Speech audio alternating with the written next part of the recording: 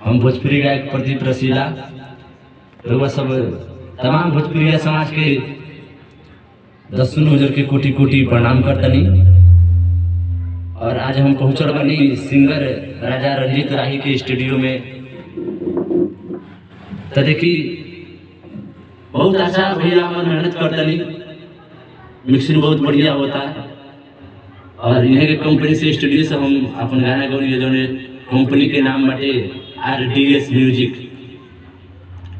तो अपने सभी समझता सुन के कोटि कोटि विनती करता नहीं कि एक बार आवाज से आई और भैया से अपन काम कराई, देखी काम कैसन होता टीना। बहुत स्टूडियो बहुत घूमने लोग सब एक बार इहो लगे आई, एक बार रिकॉर्डिंग कराई, फिर देखी जे यहाँ क्या होता। और भैया हम सिंगिंग के साथ थोड़ा कॉमेडी भी करेंगे, जो उनके आनंद मोहन के आवाज और लेडीज के आवाज निकालेंगे।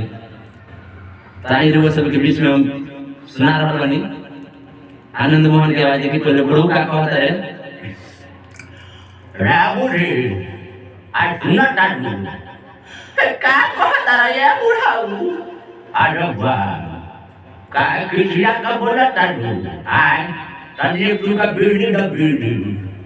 तो बूढ़ी का कहता है बुढ़ाऊ हमरा लगा बीड़ी नहीं के बुझाला।